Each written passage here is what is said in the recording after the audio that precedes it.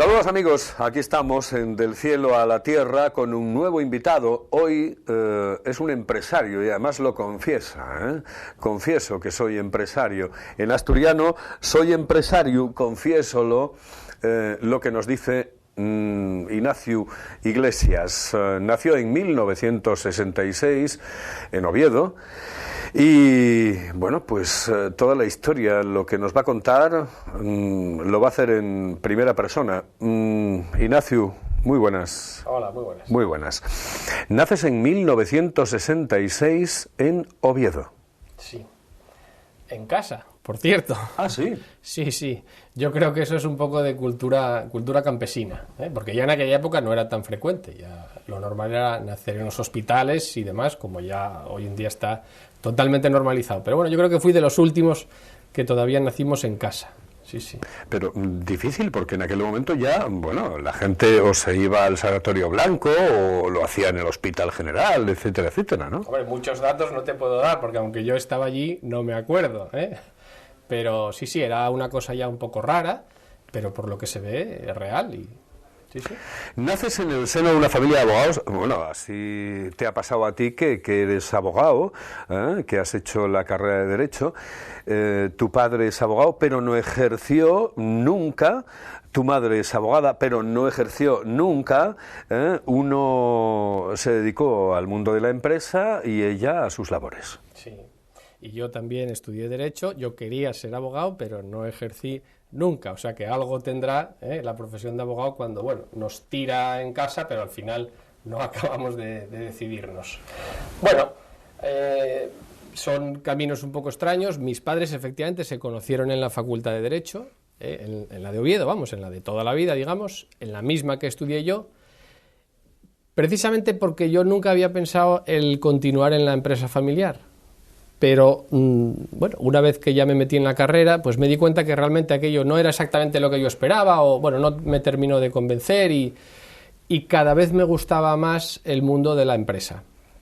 Y sin haberlo pensado realmente nunca, y sin haber estado yo enfocado a eso, al final me decidí por ser empresario, por el mundo de la empresa, y digamos con ese doble salto mortal por acabar, quiero decir, siguiendo la tradición familiar. Bueno, los caminos son un poco complicados, ¿no? Los primeros años los estudias en la Gesta.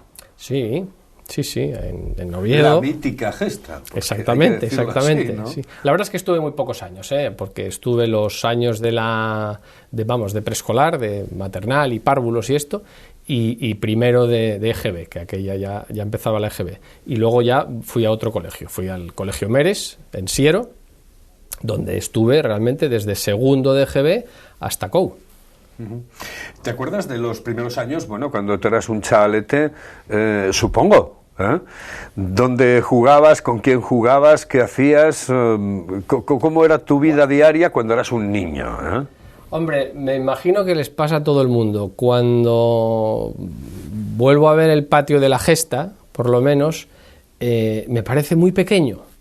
Y no hace tanto, estuve hace un par de años o 3, volví al colegio por una reunión con algunos padres y por una casualidad volví a tener esa misma sensación. No solo que el patio es pequeño, sino que las clases, el vestíbulo de entrada y tal, yo lo recordaba mucho más grande, con lo cual todo es relativo.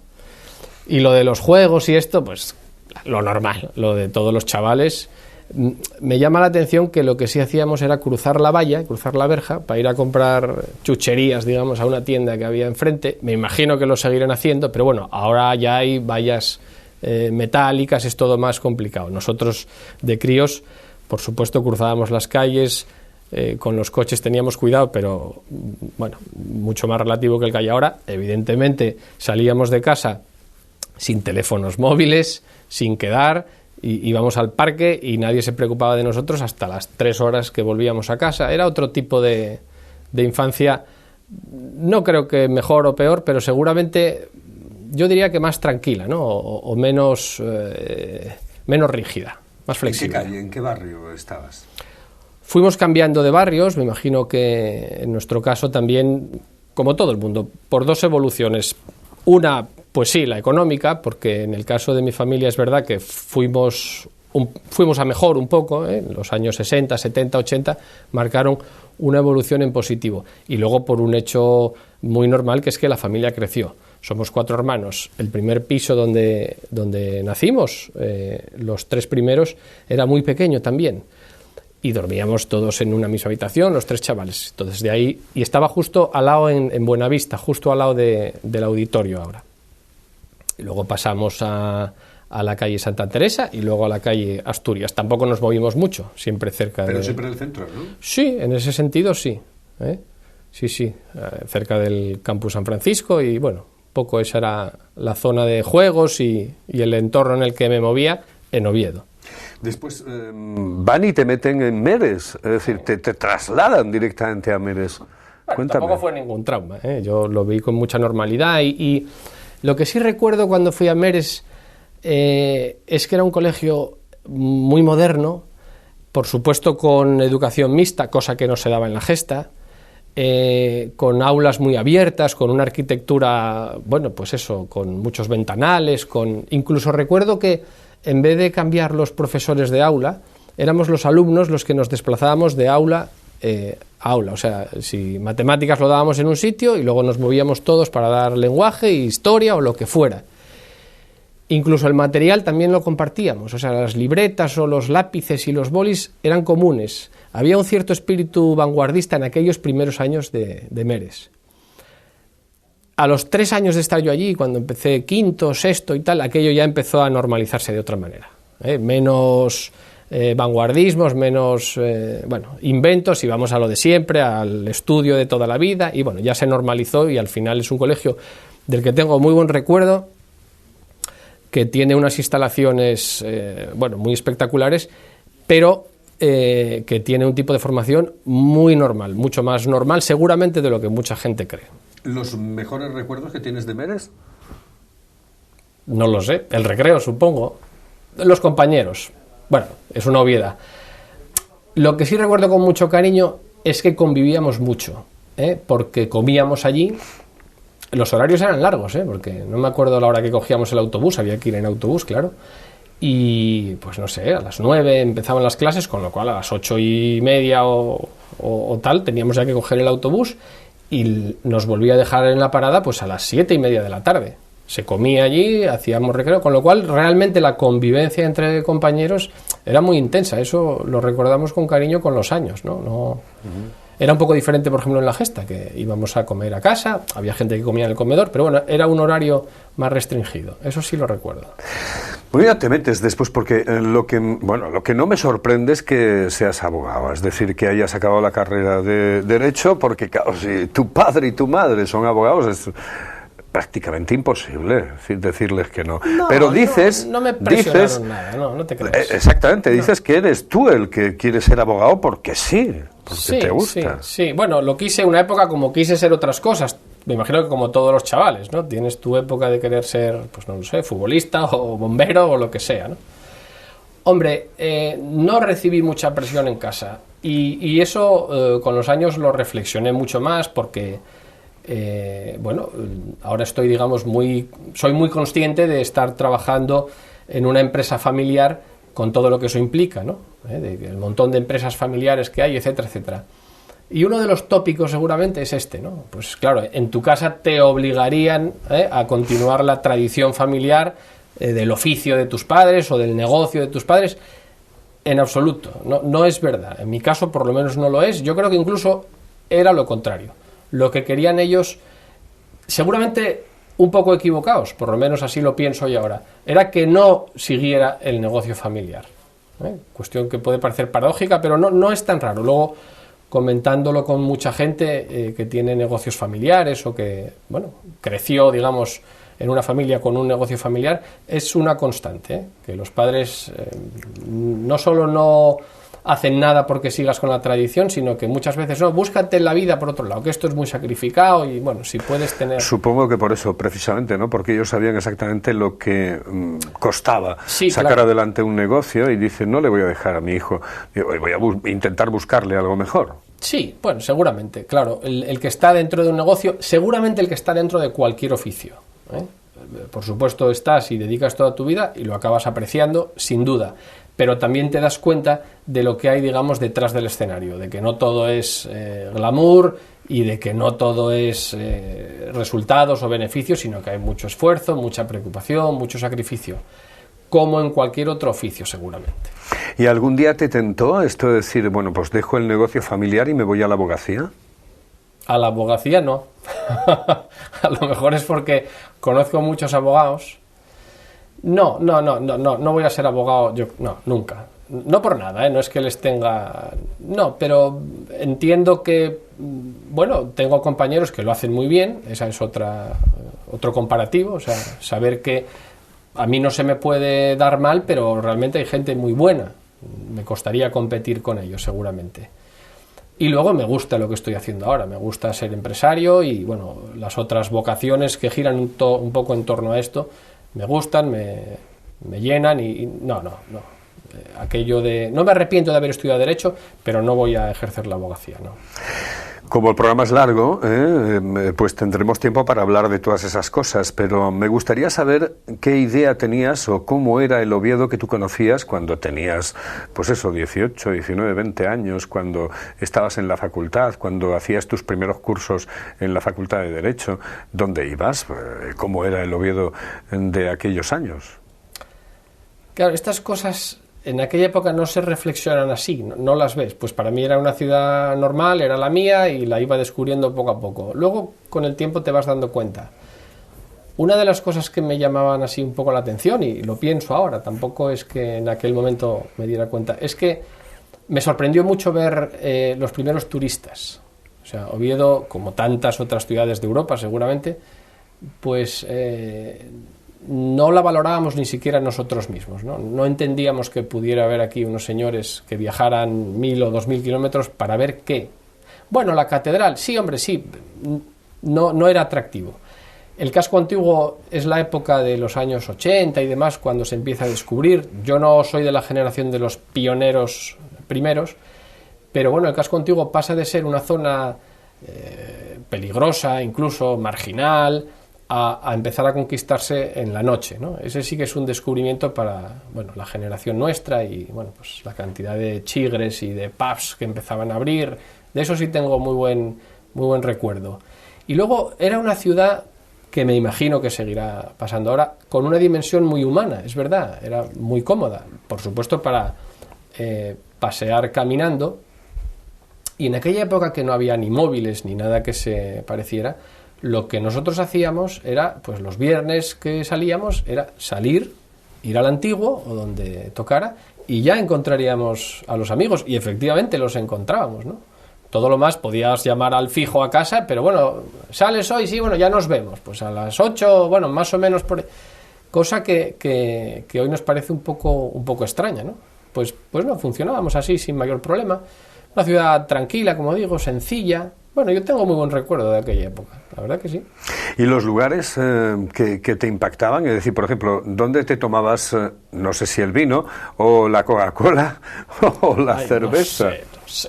Bueno, pues qué sé yo, donde todo... Algo. Sí, hombre, claro que recuerdo, pues en el Manantial, en la Rúa La Ruera de la calle La Rúa, en el Antiguo, en el pub La Regenta, que sigue abierto, y yo creo que sigue igual. Y cuando digo igual, yo es que creo que tienen todavía los mismos vasos. O sea, ¿qué más sitios? El Naranco, que estaba ahí en la calle, cerca de la plaza de la Corrada del Obispo, que ese sí que fue de los primeros sitios que en pandilla y tal, sentíamos un poco como nuestro, ¿no? El Naranco tengo muy buenos recuerdos. Bueno, y otros chigres de ese tipo donde empezamos a descubrir. Hombre, los de Derecho... Sí. Tenían la costumbre de ir al Hito a Manolo. Bueno, también, por supuesto. Pero eso casi lo consideramos como si fuera el bar de la facultad. Entonces eso no puntúa. Sí, estaban ahí al lado. Esta es otra. La Facultad de Derecho, para los que la conozcan, no tiene cafetería. Claro que no hace falta, porque estábamos justo en el centro, efectivamente, al Manolo, al Lito, o en 4 pasos a la calle Rosal, cuando se empezó a poner más de moda. O al Logos. Eso era un poco... Ya más prohibitivo, ¿no? Sí, vamos a decir que era un poco más pijo. Sí. Sí, eso ya quedaba un poco para los puretas, los mayores. Y sí. ¿Dónde te coge, por ejemplo, el cambio político en España. Es decir, por ejemplo, la muerte de Franco en el 75, claro, yo soy te más coge en joven. el colegio. Sí, sí. Y Cuando muere Franco, después yo tengo toda la 9 años. transición, es decir, ¿cómo vives todo esto? A ver, me acuerdo perfectamente de cuando murió Franco. Yo tenía 9 años, era un crío, pero seguramente al ser un suceso impactante y demás, pues recuerdo perfectamente pues aquella época y demás. Yo el primer recuerdo político, que si se puede llamar como tal, fue el 23F. Ya me pilló con 14, 15 años, no recuerdo exactamente, 16 incluso, ¿eh?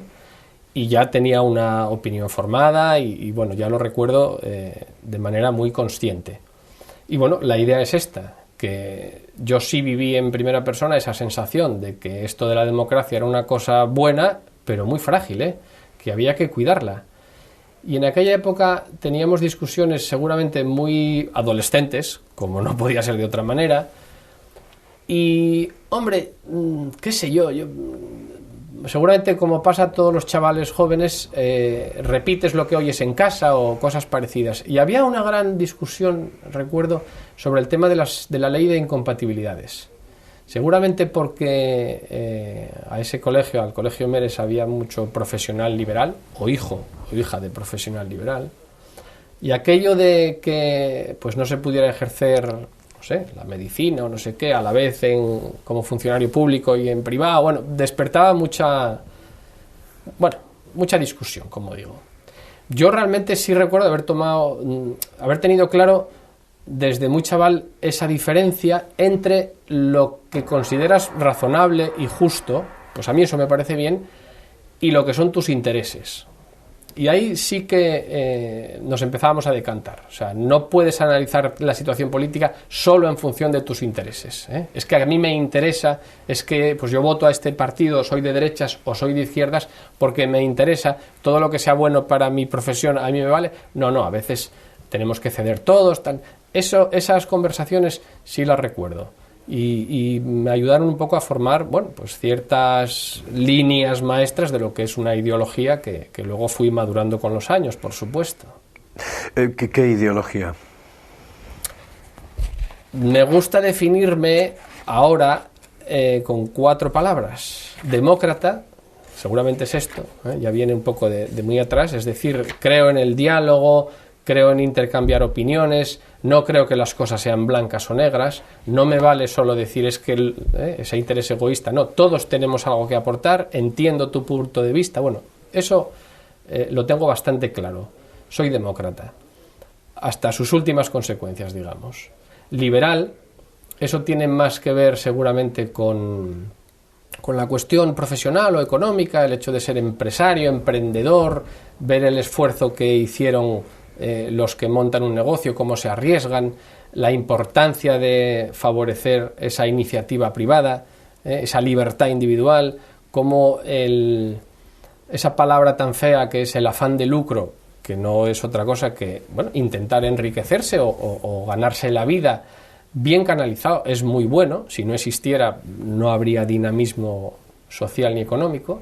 Por eso digo, soy liberal, asturianista, porque también tengo muy claro cuáles son mis raíces, en cierta manera rurales, pues sí, seguramente por eso nací en casa, y cómo no solo no me avergüenzo de ellas, sino que, me da mucha rabia esas palabrejas que tuve que oír alguna vez de aldeano, o de eso está mal dicho, o no seas paleto, o demás. Creo que no. Y con los años me reafirmo en esta cuestión, en que como asturianos tenemos que recuperar el orgullo de lo que somos, y precisamente por no haber jugado convenientemente, habernos equivocado seguramente en la estrategia colectiva en este estado de las autonomías, vamos viendo con cierta perplejidad o impotencia que vamos perdiendo posiciones, que nos creíamos que éramos los reyes del mambo a lo mejor en los años 60 o 70, cuando creíamos que esto era una economía industrializada, un país de primera dentro del contexto español, y vemos que nos vamos quedando a la cola, ¿no? Por eso soy asturianista. Esas son las 3 primeras palabras. Y la cuarta, me gusta considerarme buena persona, ¿eh? O sea, demócrata, liberal, asturianista y buen rapaz. Ya sé que son dos palabras, pero bueno, creo que es importante. Una de las divisiones más importantes entre las personas es la que los divide entre buena gente y mala gente. Bueno, yo quiero por lo menos estar en el grupo de la buena gente. Esa es mi idea. Ignacio, me interesa mucho el tema asturianista, por ejemplo, en este caso, ¿no? Es decir, además tú eres el promotor de una idea de un magnífico periódico que se llama Les Notícies, que bueno, se surte de todo lo que pasa en el Principado de Asturias fundamentalmente, bueno, que no desprecia lo que pueda pasar a nivel nacional, etcétera. Pero ¿por qué te decides a hacer un periódico como editor en asturiano en un momento, iba a decir jodido, pero bueno, puedes decirlo?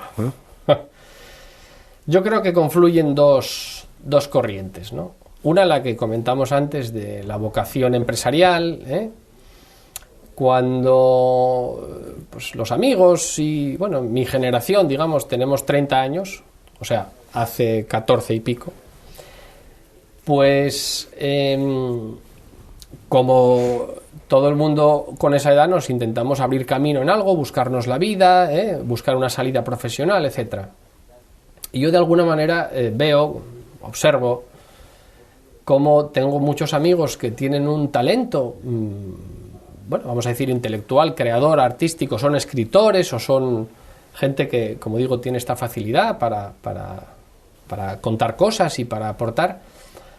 Y a su vez yo veo que lo que puedo aportarles es mi talento, dicho con toda la modestia, pero como empresario, ¿no? Entonces, a ver, señores, ¿por qué no montamos un negocio de tal? ¿Por qué no hacemos un cementerio para perros? Son ejemplos reales. ¿Por qué no importamos ordenadores de Hong Kong y nos hacemos de oro y otras ideas de lo más peregrino? Y al final, a ver, señores, ¿por qué no intentamos entre los conocidos amigos que estamos aquí, montamos algo que sabemos hacer, que es cubrimos un hueco? ¿Por qué no hacemos un periódico en asturiano que no hay ninguno y creo que hay gente que lo puede comprar? Eso es lo que yo creo. Ese es un talento. La vocación empresarial, digamos. Y la otra rama es ¿por qué en asturiano? ¿Por qué? Bueno, pues uno, porque no lo había, parece una obviedad. Dos, porque yo con los años fui descubriendo que las palabras que yo decía en casa, el idioma con el que yo hablaba con mi abuela y con mucha gente, lejos de estar muerto hace 200 años, tal como yo me llegué a creer, como todo el mundo, que nos decían que el bable había muerto, pues no era verdad, estaba vivo, y que no solo no me avergonzaba de ello, sino que me parecía una cosa de la que estar orgulloso. Eso lo fui concretando cada vez más hasta llegar, como digo, a una edad en la que, caray, soy bilingüe. Me defiendo perfectamente en asturiano, en castellano y en otros idiomas. Y entonces, ¿por qué no? Periódicos en español, cadenas de televisión en español, hay muchas. Pero en asturiano no hay nada. Bueno, pues si hay un hueco y creo que es algo interesante, ¿por qué no hacerlo? Bueno, igual es una explicación muy abstracta, pero en el fondo yo creo que es tan simple como esto. Algo que nos gusta, que queremos y que sabemos hacer, convirtámoslo en una empresa. Y bueno, llevamos 14 años funcionando, con tiempos mejores, tiempos peores, pero aquí estamos. ¿Por qué el asturiano no está respetado en su propia región, que es Asturias? La explicación es larga. Yo creo que la historia está llena de casualidades, de pequeños matices, y las cosas podían haber sido de una manera y resulta que son de otra. Entonces no creo que sea una sola razón, sino que es la suma de muchas pequeñas razones que hacen que estemos donde estamos, ¿no? Si tuviera que resumirlas, porque algo hay que concretar, yo diría que tenemos complejo de inferioridad. Y el complejo de inferioridad significa esto, que valoras menos lo tuyo de lo que realmente vale. Y entonces despreciamos lo nuestro. Cosa que luego intentamos compensar con esas salidas tan grandonas. Bueno, pero en el fondo tal. Ya, pero eso lo que oculta, ese grandonismo asturiano, oculta un cierto complejo de inferioridad.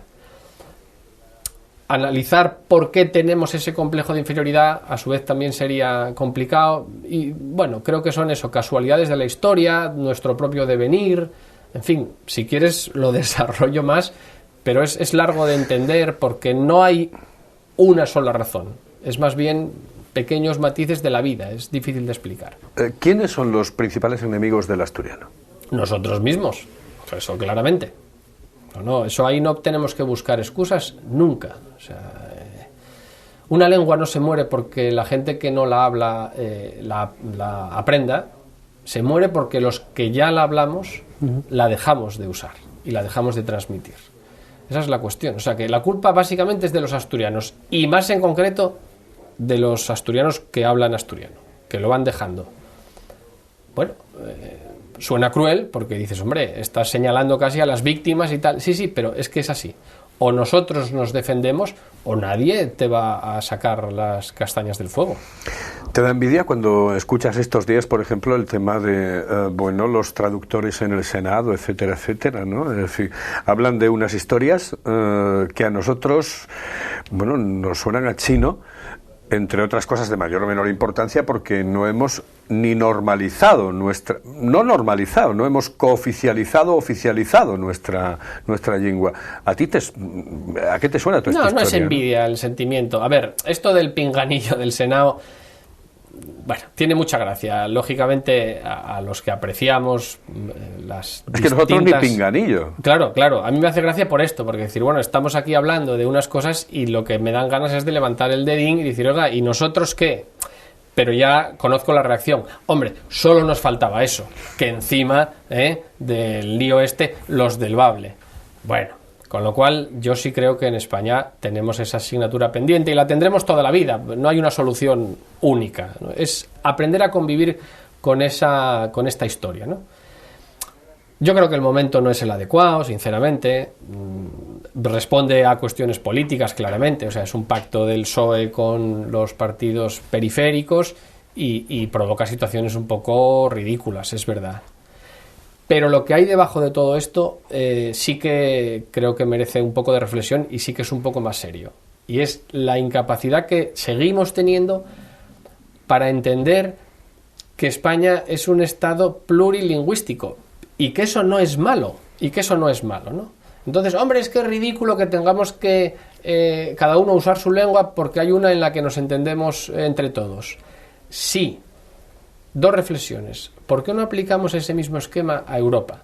¿Por qué no hablamos en el Parlamento Europeo todos en inglés y nos ahorramos millones de euros en traducciones no a 4 o 5 lenguas, sino a 25 lenguas? La Unión Europea gasta millones de euros al año en traducir documentos a distintos idiomas. ¿Cuándo? Podíamos usar todos perfectamente la lengua común y la lengua franca de Europa, que, admitámoslo, es el inglés. No, eso no lo queremos. O sea, que estamos de acuerdo con la lengua común, menos cuando no es la nuestra. Entonces ahí ya, a mí déjame hablar en español en Europa, porque tengo derecho a la diferencia, pero puertas adentro no. ¿Por qué? Porque Europa no es un Estado y España sí. Luego al final es una cuestión, de obligación, de que no quiero que... Bueno, segundo, lo del pinganillo, lo entiendo en el caso del euskera, pero hombre, no me fastidies, yo creo que cualquier persona con un mínimo de formación entiende perfectamente el catalán, el gallego y el asturiano y sin mayor problema, con lo cual, también hay un poco de teatro en todo esto. Y luego sí, efectivamente, vuelvo a repetir para ya terminar, que no es el mejor momento, es una imagen poco estética, pero los que se oponen a esto, se oponen realmente porque se estén gastando unos euros en el Senado en traductores, que en el fondo también estás no gastando más que el año pasado. No hay un incremento de presupuestos en el Senado. O se oponen realmente porque lo que les fastidia y lo que no entienden es que se hable en lenguas periféricas en Madrid, cuando, oye, que lo hables en tu casa bien, pero no me vengas a fastidiar. Creo que seguimos teniendo una concepción un poco corta de lo que es la riqueza lingüística de España. Nos vamos, señoras y señores, al descanso. Volvemos en un instante, no se me vayan, porque estamos con Ignacio Iglesias y hablamos de muchísimas cosas y sobre todo en esta recta final de la actualidad, y eso es tremendamente importante. Estamos con un empresario de Cartonajes Vir, empresario también de los medios de comunicación, editor de Les Noticias, y con una persona, desde mi punto de vista, tremendamente interesante. Volvemos en un momento.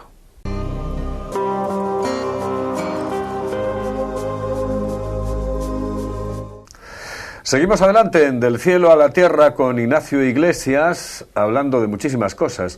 Nos quedábamos con el asturiano, con lo mal que nos tratan, realmente lo mal que nos tratan. Y nos quedábamos también con dos cosas o dos temas realmente importantes en la vida de Ignacio Iglesias: su carácter empresarial dentro de Cartonajes Vir y su carácter empresarial dentro de el mundo de los medios de comunicación. ¿Qué es más difícil, los cartonajes o los medios de comunicación? No sabría decir, es distinto. Yo aprendo mucho. Lo que aprendo en un sitio, en una empresa consolidada con más de 70 años, 77 años... Claro, es que la diferencia es que Cartonajes Vir comienza en 1932 y Les Noticias en 1996. Correcto. Sí, por eso yo creo que es bueno lo distintas que son y lo que se puede trasvasar de conocimientos de una a otra y de experiencias y demás. Entonces, bueno, lo que aprendo en una lo aplico en la otra y viceversa. No sabría decir, tienen cosas mejor una que la otra. Bueno, creo que la gracia también está precisamente en esta variedad, ¿no? Eso sí. Después tienes tu aspecto de escritor, ¿eh? Sí, bueno, una vez que estás metido en medios de comunicación, algo hay que decir. Tengo, por ejemplo, que es como, no sé, una especie, iba a decir testamento, no, es decir, un testamento vital, pero soy empresario, confiésolo, sí. ¿Por qué te dio por escribir el libro? Y además con este título, soy empresario, confiésolo. Así como diciendo, pido perdón casi, ¿no? Sí, bueno, lo que me di cuenta es que no había demasiados puntos de vista o opiniones emitidas por empresarios en primera persona. Cuando empecé a ir a charlas o a cursos de formación como empresario y demás, me di cuenta de que paradójicamente íbamos allí los empresarios, pagábamos a profesionales que nos daban conferencias explicándonos cómo teníamos que hacer nosotros nuestro trabajo. Y eso a veces está muy bien, una reflexión desde fuera. Pero caray, de vez en cuando también es interesante que seamos nosotros mismos los que expliquemos a los demás cómo lo estamos haciendo o qué cosas buenas o malas o qué errores y qué aciertos tuvimos. No hay mucho. ¿Por qué? Bueno, pues seguramente porque los empresarios prefieren más trabajar, ser hombres de acción que no teorizar. Pero bueno, en mi caso, como me gusta mucho hablar y contar las cosas y siempre tuve muy poca vergüenza para esto, pues entendí que era bueno. Y lo que sí compartimos muchos empresarios es esa sensación de que, caray, es que a veces parece que tenemos que pedir perdón por emprender y por hacer cosas. Eso está cambiando bastante y seguramente por eso la gente entiende un poco la ironía o el chiste. Porque hace 20 años no era un chiste, era real, casi había que pedir perdón por ser empresarios y bueno, hoy en día no. Pero bueno, queda el recuerdo y ese toque de humor de que, en fin, estamos confesando casi una carga, una culpa que realmente no sentimos. Que por cierto, hablas de los trabajadores en un momento determinado porque, bueno, hablas en todo el libro de los trabajadores, pero claro, te preguntas cosas que se pregunta el propio trabajador. Y dice, ¿cuánto hay un salario justo? ¿No? Que es una de las cuestiones que dice cualquier trabajador se pregunta todos los días. Dice, oye, sí. ¿Cuánto me tienen que pagar? ¿No? O ¿cuánto tienen que cobrar un trabajador para no se sentir explotado? Es decir, esas cosas, ¿tú las puedes responder desde el punto de vista de empresario o no? Hombre, me gusta reflexionar, tengo algunas respuestas, no para todo y no siempre buenas, pero bueno, creo que es interesante por lo menos pensarlo, ¿no? ¿Cuándo se considera una persona bien pagada? Pero pensémoslo en cada uno de nosotros. Es que es muy difícil. A todos nos gustaría cobrar el doble. A mí el primero. Y todos consideramos, por supuesto, que estamos minusvalorados, que deberían pagarnos más. Ya, claro. Bueno, afortunadamente, a la vez que pensamos esto, tampoco somos tontos y todos decimos, bueno, hombre, vemos el entorno, vemos lo que hay, muchos damos gracias por seguir teniendo un empleo o por seguir teniendo un trabajo, con lo cual somos todos muy contradictorios todos los días. ¿Eso qué significa? Pues que en el mundo de la empresa, en el mundo de las relaciones laborales, en el mundo del trabajo, es imposible estar todo el día satisfecho, es imposible. Y lo óptimo seguramente es estar razonablemente insatisfecho. Que todo el mundo esté... ¿Cuándo se considera que una empresa tiene un buen ambiente de trabajo? Bueno, pues cuando todo el mundo está razonablemente insatisfecho. Cuando, hombre, bueno, anda, pero lo acepto. Me gustaría, en vez de trabajar 8 horas, pues trabajar 6, pero cobrando lo mismo, claro. Me gustaría, en vez de estar en este nivel, bueno, pues escalar un poco más. En vez de tardar 5 años en conseguir el aumento de sueldo, haberlo conseguido hace 3. En vez de tener 30 días de vacaciones, hombre, ¿por qué no una semana más? Bueno, ¿estamos todos razonablemente insatisfechos? Sí, pues entonces estamos bien. Ignacio, aunque te parezca mentira, el tiempo corre, que es una barbaridad, y este programa dura 50 minutos, pero a ti te va a parecer muy poco, te lo advierto. Así que vamos a ir ya con temas de actualidad. Por ejemplo, como quieras. Jubilación a los 67, a los 65, a los 90, a los 110... a los 42, como algún amigo mío que trabaja y trabajó en su momento en la mina. Exactamente. A ver, vamos a aplicar un poco de sentido común. Yo personalmente creo, no lo sé, pero yo la mentalidad que tengo es que yo antes de los 70 no me voy a jubilar. Es lo que yo creo, tal como lo veo. Que por supuesto no voy a tener... Sí, pero no hables desde el punto de vista del empresario. No. Yo, o sea, la gente de mi generación, nos vamos a jubilar a los 70. Es... creo, la mejor manera de enfrentarnos al futuro, porque si no nos llevaremos decepciones. Y es verdad que hay gente de mi edad o de un poco más, yo tengo 44, bueno, pues hay gente que tiene 50 años, que no son nada, son 6 más, digamos, que ya están prejubilados. Y en Asturias es un caso no tan extraño, eso no tiene ningún sentido, yo creo que no tiene ningún sentido. Yo también vengo de familia minera, mi abuelo era minero. Y mi abuelo murió muy joven y por culpa de la mina. Y otros parientes también, o sea, otro hermano de mi abuela también. Entonces conozco lo que era aquello. Por lo menos tengo esa vivencia familiar. Y entiendo muy bien que no se puede, que no es lo mismo trabajar un año en la mina que un año en, pues no lo sé, siendo, qué sé yo, empleado de farmacia. Pero... aquellos sistemas que se adoptaron y que tienen cierta racionalidad, como es esto, la reducción del cupo, es decir, que cada año cotizado en la mina valga por 2, tiene sentido para ciertos empleos, pero no lo tienen para toda la parte administrativa de la mina, lo que se llama el pozu moqueta. O sea, no tiene sentido que un administrativo que trabaje en un OSA se jubile en la mitad de tiempo que otra persona que trabaje de administrativo en otra empresa. Bueno, todas esas irracionalidades tienen que acabar de alguna manera. Segundo, es evidente que la pirámide de población está cambiando. Cuando se estableció la jubilación a los 65, la esperanza de vida era 2 o 3 años más, es que no había más. En cambio hoy la gente vive jubilada 20 o 30 años. Cuando se estableció la edad de jubilación a los 65, la gente empezaba a trabajar con 15 o 20 años. Hoy se empieza a trabajar con 25 o 30 en su caso. Con lo cual yo creo que establecer esas líneas rojas y hasta aquí podemos llegar y tal, no ayuda porque nos acaba empujando a contradicciones. Creo que esto es más sencillo, creo que el estado del bienestar consiste en esa mentalidad realmente solidaria, de que nos apoyamos unos a otros, de que yo soy el guardián de mi hermano, es decir, de que si te pasa algo, si tienes un problema de salud, si no puedes trabajar porque estás en paro o tienes una incapacidad de algún tipo, no te preocupes que el resto de la sociedad te va a ayudar. Y eso está bien, y eso es lo que conseguimos y hace que la vida sea hoy mucho mejor que hace 100 años aquí en Asturias o en toda Europa. Pero no podemos convertir eso en una contradicción permanente. O sea, las cuentas tienen que cuadrar y no podemos pretender seguir manteniendo unos, no sé cómo llamarlo, privilegios o ya incluso prebendas, pero ya no por una cuestión teórica, es que no hay dinero o no lo va a haber dentro de unos años. Con lo cual, ¿cómo creo que tenemos que enfrentarnos a esto? Con mucha más racionalidad, sin perder el espíritu europeo del estado del bienestar, pero sobre todo entendiendo bien y sin demagogias que esto al final es un problema de dinero. Por supuesto que sí. ¿Cómo salimos de la crisis? No lo sé. Si lo supiera, el que diga que lo sabe miente. Pero sí creo que vamos a salir trabajando, sobre todo trabajando más con la cabeza.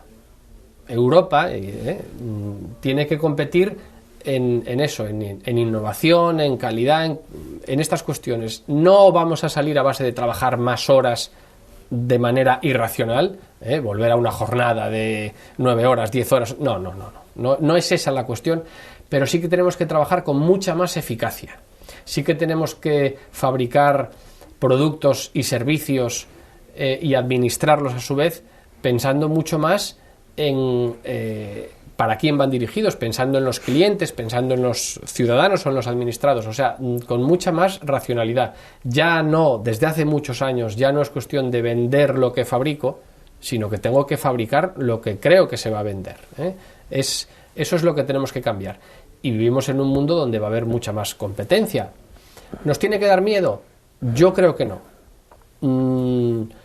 Yo creo que no. Yo creo que en Europa, en España y en Asturias, por lo tanto, tenemos muchos puntos a favor, tenemos una sociedad muy formada, hay un nivel de alfabetización que ya quisieran otras economías, otras sociedades, y si aplicamos todo ese conocimiento a nuestro trabajo y a nuestra economía, tenemos iniciativa, sabemos emprender, etcétera, etcétera, podemos salir. A algunas personas todo esto le puede sonar un poco abstracto, ¿no? Decir, bueno, es palabrería, al final no dices nada. Pero es que creo que es así. La solución no es buscar un producto o eso ya no funciona. Esto va todo mucho más rápido. Y la idea es tener los ojos muy abiertos, los oídos muy abiertos, ser muy flexibles y adaptarse a las circunstancias. ¿Esta región tiene solución? Porque sí. No nos pinta bien. No. No nos pinta bien, pero claro que tenemos solución, sí, y tenemos muchas cosas a favor. Tenemos muchas cosas a favor. Una de ellas es que si hay algo que valoramos los asturianos, lo primero es ser paisanos. Y esa es una frase muy buena, porque lo primero es tener palabra, lo primero es ser personas. Eso es un punto de partida muy bueno. Los asturianos, puertas adentro, confiamos mucho en eso. Cuando calificamos a una persona, lo primero que hacemos es eso. Bueno, pero es un buen paisano, o sea, tiene palabra, ¿se puede uno enfotar en él? Sí. Eso es algo que no deberíamos olvidar. Y puertas afuera también. Seguimos teniendo esa buena fama. ¿Qué nos pasa? Que no se puede solo vivir de la fama, claro. Que también tenemos que ser consecuentes con nosotros mismos y con esta cuestión. Que nos lo tenemos que creer en cierta manera.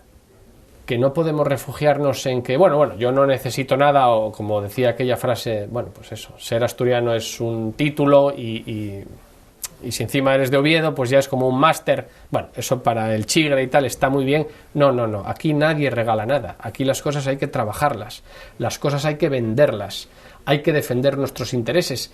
Y no podemos pensar, incluso en un debate tan pedestre como es que venga un tren o que nos construyan una carretera, solo el plantearlo así ya está mal hecho. Los trenes no vienen, las carreteras no nos las construyen.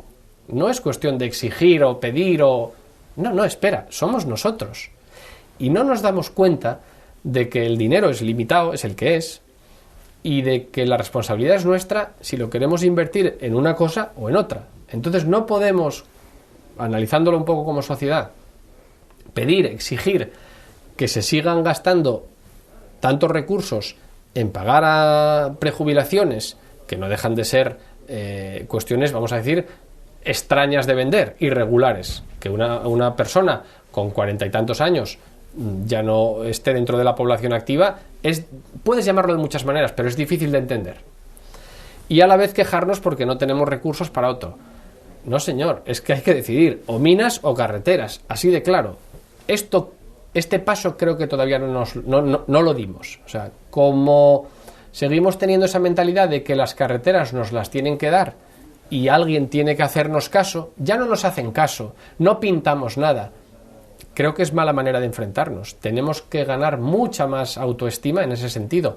No, señor, tenemos que establecer un auténtico debate interno a ver en qué gastamos nuestros recursos. Pero la pelea no es si la autopista tiene que ir por el interior o por la costa. Yo creo que es un poco más profunda, ¿eh? ¿Qué tipo de sociedad queremos? Una sociedad subvencionada, que en el fondo es la que tenemos hoy en día, admitámoslo. Pasamos de la Asturias combativa, dinamitera y tal, a la Asturias subvencionada. Todos, derechas, izquierdas, todos, zona rural, zona urbana. O queremos ya dar el paso y tener una Asturias innovadora. Innovadora no necesitas tener un microchip instalado aquí detrás de la oreja, sino realmente en el siglo XXI que se gane, digamos, sus propios recursos y que sea suficientemente madura para distribuirlos. Oye, ¿y tú cómo ves lo de Cascos? Me viene bien la pregunta con esto que estoy diciendo. Yo creo que forma parte de este esquema. Cierto paternalismo. Entiendo a Cascos, entiendo su reacción, entiendo sus argumentos. Creo que la estrategia, si se puede decir así, que utilizó el Partido Popular para escoger candidato no fue muy afortunada. Ese diagnóstico lo entiendo y lo comparto, como creo que lo compartimos mucha gente. Creo que él era el mejor candidato de la derecha en las circunstancias actuales, por lo menos el que la mayor parte de la gente conocía y valoraba. Pero este análisis que digo ya pertenece al pasado, aunque solo hayan pasado 20 días. Lo que está haciendo ahora lo entiendo menos. Esta historia de montar otro partido creo que es más difícil de entender.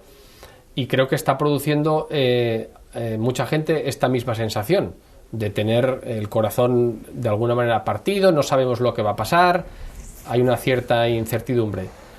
Como soy un demócrata convencido, me parece bien que se enfrente si al final el partido es Foro Asturias, se enfrente a las elecciones y que sea los electores, el pueblo asturiano, el que decida qué proporción de apoyo tiene cada una de las distintas opciones. Pero creo que debajo de todo esto hay este mar de fondo. O sea, esta sensación de que Asturias está gobernada de una manera poco menos que irregular, y eso es verdad. O sea, hay ciertas irregularidades, hay cosas raras. Esto no hay un sistema claro. Que me expliquen cómo funciona esto. Eso es verdad. Pero no creo que la solución sea caer en otro tipo, vamos a decir, de paternalismo, ¿no? Necesitamos a alguien que nos saque de esto. Yo creo que no. No es cuestión de llevar el cambio, no va a venir de fuera. Tenemos nosotros que llevar fuera el cambio.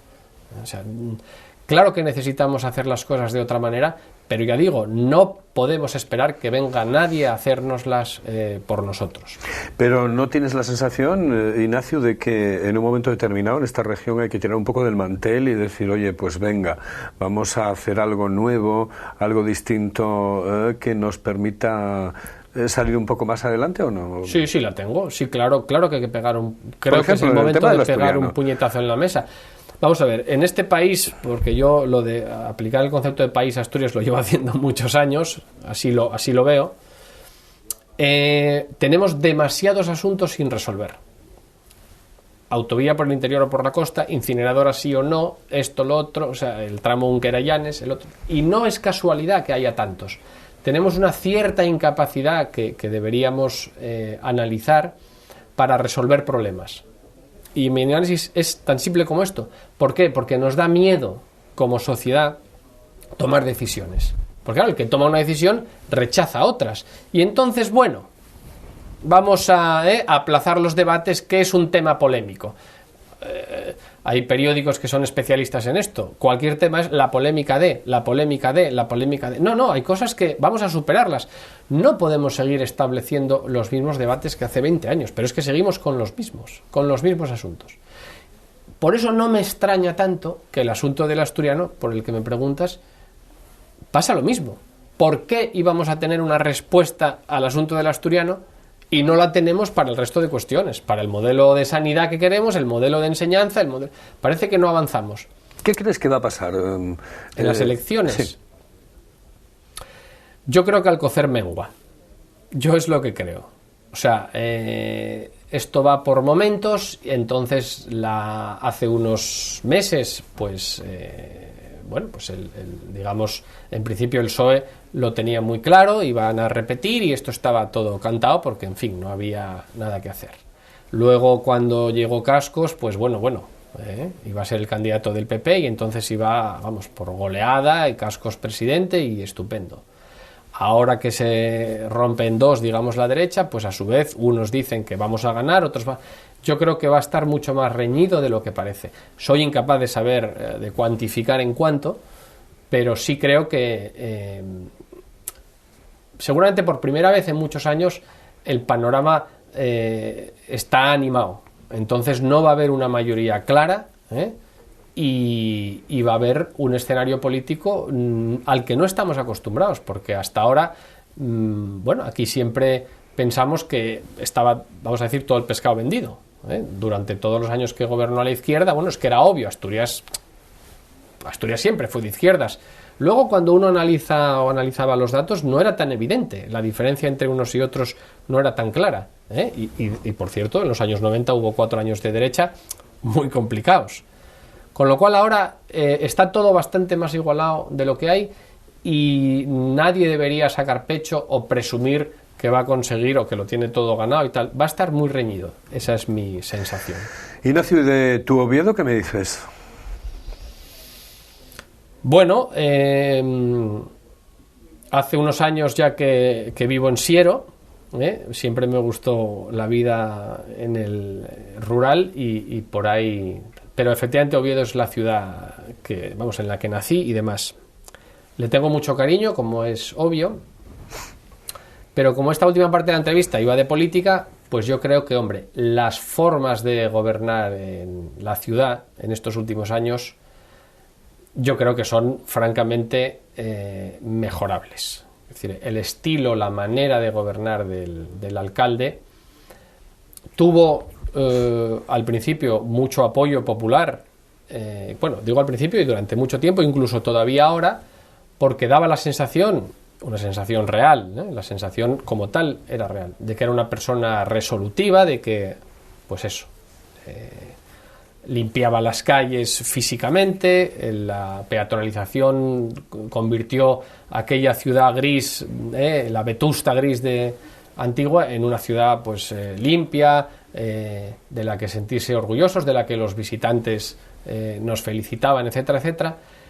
Pero creo que eso oculta una gestión económica como poco dudosa o criticable. Entonces, desde una óptica liberal, este alcalde es todo lo contrario a una política liberal. Es muy intervencionista y además carga a los ciudadanos con unas deudas públicas tremendas.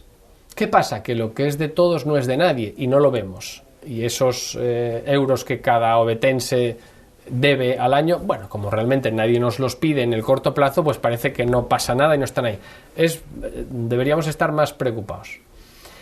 Y luego, los estilos ya puramente políticos, tal como se demostró en esta última crisis de estos últimos meses, yo creo que son muy poco respetuosos con estas formalidades democráticas. ¿Qué nos pasa? Que el término formalidad democrática hasta a nosotros nos parece un poco ridículo. Formalidades democráticas, eso son tonterías, lo importante es ser práctico y tal.